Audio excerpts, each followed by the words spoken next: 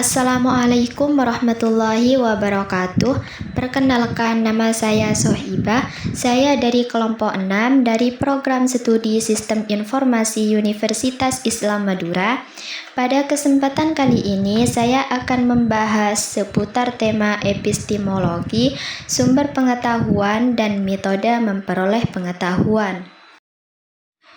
Nah, teman-teman, pernahkah kalian bertanya, apakah hal yang kita ketahui saat ini benar-benar sebuah kenyataan objektif ataukah hanya sekedar perasaan subjektif kita saja?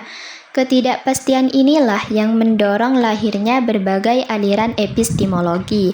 Sebagaimana kita ketahui, filsafat adalah usaha sungguh-sungguh untuk mencari kebenaran yang berlaku umum. Dan sejak abad ke-5, manusia mulai mempertanyakan validasi pengetahuan mereka, yaitu apakah pengetahuan yang dimiliki benar-benar bersifat objektif sesuai dengan kenyataan yang sebenarnya, atau hanyalah bentuk subjektivitas manusia itu sendiri. Dan di sini sumber pengetahuan empirisme. Empirisme itu apa? Empirisme adalah aliran epistemologi yang menetapkan pengalaman indrawi sebagai sumber tunggal pengetahuan. Dan dari aliran empirisme ini ditekankan bahwa seluruh pengetahuan manusia berasal dari pengalaman indrawi sebagai sumber tunggalnya. Dan empirisme meyakini bahwa manusia mengenal dunia luar melalui interaksi fisik yang ditangkap oleh panca indera, seperti penglihatan, peraba, dan indera-indera lainnya. Dan yang dimaksud dengan konsep tabula rasa oleh Johann Lucky, yang merupakan salah satu tokoh kunci empirisme, memperkenalkan teori yang sangat terkenal, yaitu dengan kertas kosong. Lucky mengibaratkan pikiran manusia saat lahir seperti tabula rasa, atau kertas putih yang kosong yang belum berisi catatan apapun. Dan empirisme itu yakin bahwa pengetahuan didapat setelah pengalaman atau a posteriori. Keunggulannya adalah data bisa dihitung dan dibuktikan secara nyata, tapi indera kita terbatas. Seperti contoh, benda jauh terlihat kecil, padahal sebenarnya itu besar kan? Semisal teman-teman, kita melihat pesawat yang sedang terbang tinggi di angkasa. Mungkin menurut kita terlihat sebesar jari kita kan? Tapi kenyataannya apa? Ia memiliki panjang dan besar puluhan meter. Nah, mengapa contoh ini penting dalam epistemologi? Karena contoh ini digunakan oleh aliran empirisme untuk menunjukkan bahwa meskipun pengalaman indrawi adalah sumber pengetahuan, indera manusia memiliki keterbatasan dan bersifat relatif. Keterbatasan inilah yang seringkali memicu munculnya ilusi fenomena yang dapat menyesatkan kesimpulan jika tidak diuji lebih lanjut. Nah, kemudian rasionalisme. Bagaimana rasionalisme mengoreksi keterbatasan indrawi tersebut? Dalam pandangan rasionalisme, akal budi bertindak sebagai filter atau alat koreksi terhadap informasi yang dikirimkan oleh indera. Dan rasionalisme percaya pengetahuan sejati itu bersifat a priori atau ada sebelum pengalaman. Akal berfungsi memperbaiki kesalahan indera, tapi kelemahannya adalah ide yang dianggap jelas oleh satu orang belum tentu jelas bagi orang lain. Dan bagaimana rasionalisme mengoreksi keterbatasan indrawi tersebut? Dalam pandangan rasionalisme, akal budi bertindak sebagai filter atau alat koreksi terhadap informasi yang dikirimkan oleh indera. Berikut adalah penjelasannya.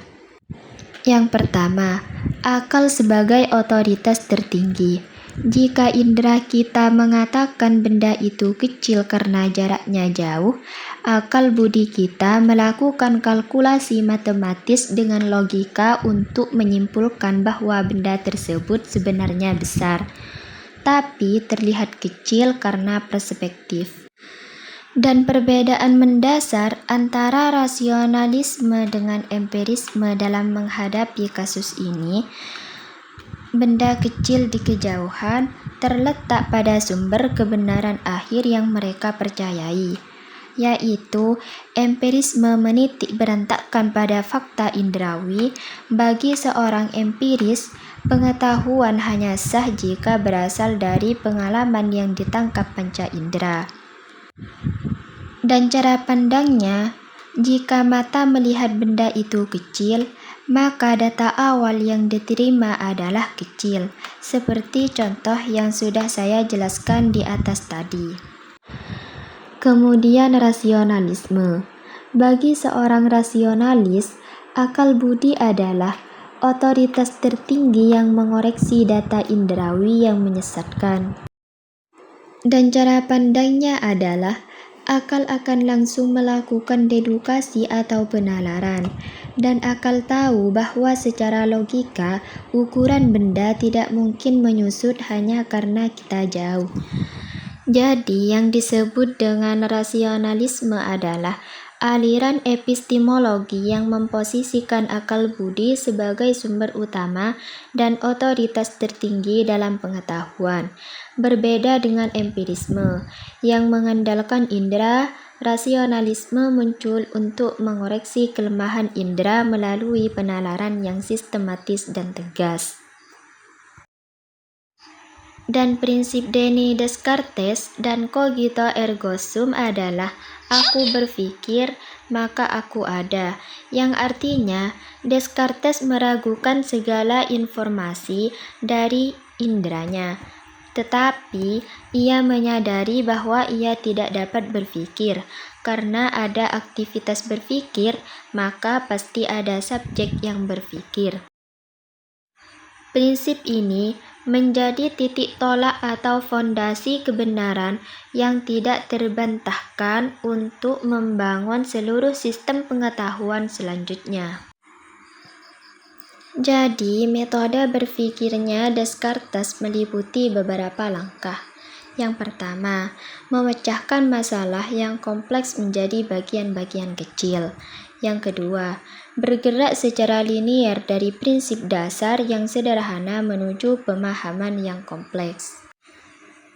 Berikut adalah penjelasan mendalam mengenai intuisi dan wahyu sebagai sumber pengetahuan.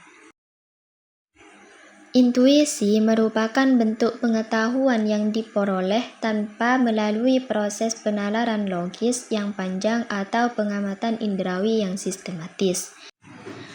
Prinsip utama intuisi yaitu menangkap makna atau hakikat suatu objek secara seketika melalui kesadaran yang mendalam. Keunggulannya adalah sangat efektif dalam pengambilan keputusan kompleks, terutama saat data empiris belum lengkap, dan mampu mencerap pola besar atau kebenaran holistik yang sulit diurai oleh analisis rasional. Tapi, intuisi itu ada juga kelemahannya. Karena apa? Karena intuisi itu bersifat personal. Pengetahuan ini sulit diuji secara objektif atau dibuktikan kepada orang lain. Dan selain itu, ia rentan bercampur dengan preferensi pribadi, emosi, atau prasangka subjektif. Prinsip utamanya yaitu pengetahuan diterima sebagai otoritas mutlak dan pemberian ilahi yang melampaui batas kemampuan akal dan indera. Dan selanjutnya, wahyu. Apa itu wahyu? Wahyu adalah Pengetahuan yang bersumber dari luar diri manusia diyakini sebagai pesan atau petunjuk yang diberikan oleh Tuhan kepada manusia melalui utusannya. Kan jawaban atas pertanyaan eksistensial yang tidak bisa dijawab oleh sains maupun logika murni, dan menjadi landasan fundamental bagi nilai-nilai etika, tujuan hidup, dan makna keberadaan manusia. Tapi, pengetahuan ini tidak dapat tunduk pada verifikasi empiris atau hukum laboratorium, dan selain itu, terdapat problematika tafsir yang sering memunculkan perbedaan interpretasi. Jadi teman-teman, jika akal dan indera memiliki batas, maka intuisi dan wahyu hadir mengisi ruang tersebut. Intuisi bekerja sangat cepat dalam menangkap makna utuh saat data belum lengkap, tapi ia sulit dibuktikan kepada orang lain karena sifatnya yang sangat pribadi. Dan sementara wahyu itu hadir sebagai otoritas mutlak yang membimbing moral dan menjawab tujuan hidup manusia, pertanyaan-pertanyaan yang seringkali tidak mampu dijawab oleh sains maupun logika. Begitu. Dan selanjutnya, kritik epistemologi dan keraguan. Berikut adalah penjelasan mendalam mengenai kritik epistemologi dan titik keraguan. Menurut keraguan metodologis René Descartes, dalam epistemologi, keraguan bukanlah tujuan akhir, melainkan sebuah metode. Metode ini memaksa adanya disiplin dalam pembuktian dan berfungsi mencegah manusia menerima kepercayaan palsu begitu saja. Dan keraguan digunakan sebagai alat untuk menyaring segala keyakinan dan asumsi yang ada hingga hanya tersisa kebenaran yang tidak tergoyahkan. Melalui proses keraguan segala hal, Descartes menemukan satu hal yang tidak bisa diragukan, yaitu fakta bahwa ia sedang ragu atau berpikir, yang melahirkan prinsip cogito ergo sum. Yang kedua, masalah representasi.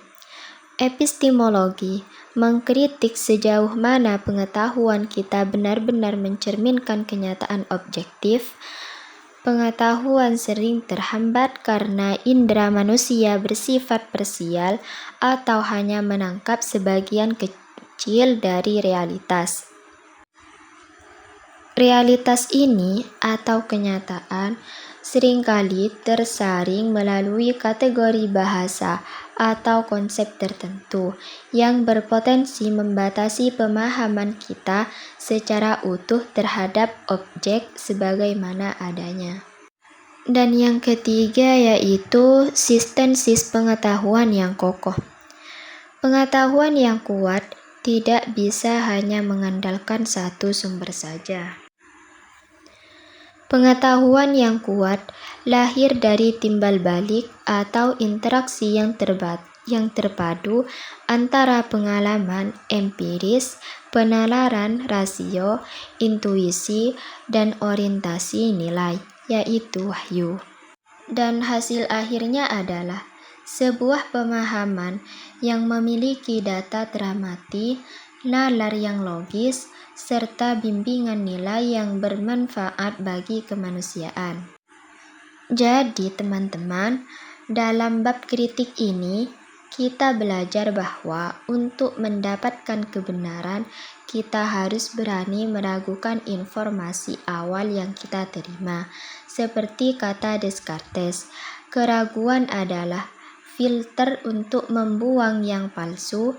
Kita juga harus sadar bahwa bahasa dan indera kita punya keterbatasan dalam menggambarkan kenyataan.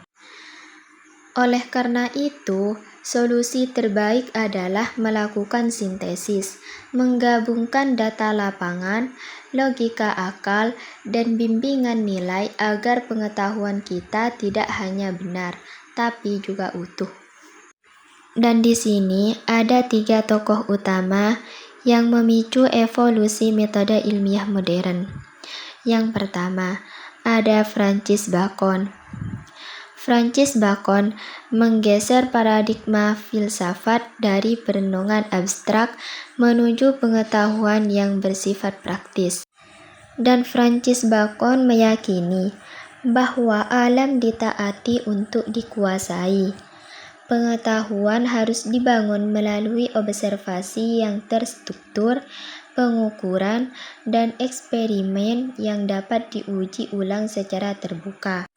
Tujuannya yaitu untuk mengalihkan fokus manusia dari sekadar berteori menjadi tindakan nyata yang memanfaatkan hukum alam. Yang kedua yaitu René Descartes. René Descartes menempatkan akal budi atau rasio sebagai filter utama untuk menyaring kebenaran. Metodenya melibatkan proses memecah kompleksitas masalah menjadi bagian-bagian yang lebih sederhana. René Descartes itu membangun prinsip dasar yang kuat, kemudian menarik kesimpulan secara logis.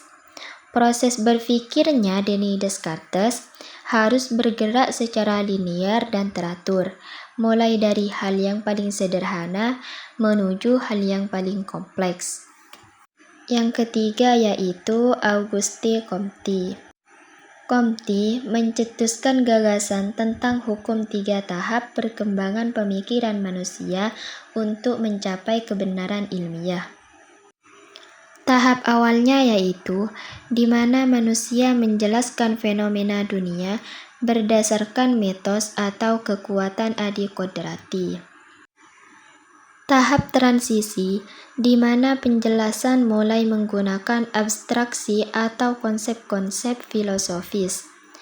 Tahap tertinggi di mana pengetahuannya hanya didasarkan pada hukum alam yang dapat diamati secara nyata dan faktual. Jadi begini teman-teman, evolusi pemikiran modern dibentuk oleh 3 tokoh besar ini. Bacon mengajarkan kita untuk turun ke lapangan dan melakukan eksperimen. Sedangkan Descartes mengajarkan kita untuk berpikir tajam dengan membedah masalah melalui logika rasio. Dan yang terakhir, Auguste Comte menegaskan bahwa puncak pengetahuan manusia adalah tahap positif, di mana kita tidak lagi bergantung pada mitos, melainkan pada data dan hukum alam yang teruji. Yang terakhir yaitu metode memperoleh pengetahuan. Metode ini ada metode induktif dan deduktif. Kedua metode ini merupakan pondasi utama dalam penalaran logika untuk menarik sebuah kesimpulan. Seperti contohnya, semisal kalian dalam memeriksa kebenaran, kita menggunakan 2 logika utama. Yang pertama, contoh induktif. Kita melihat manusia bernafas, hewan bernafas, dan tumbuhan bernafas. Maka, kita simpulkan semua makhluk itu juga hidup bernafas. Dan sedangkan deduktifnya adalah menurunkan kesimpulan dari premis umum yang sudah pasti benar.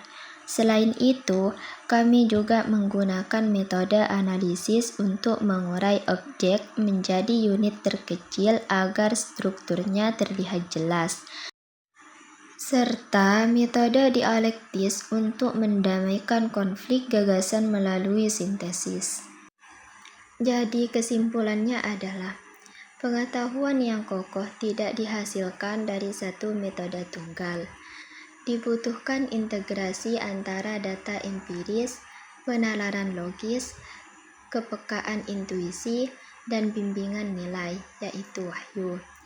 Kritik dan verifikasi adalah disiplin wajib dalam proses ilmiah. Sekian dari presentasi saya Amit undurkan diri. Assalamualaikum warahmatullahi wabarakatuh.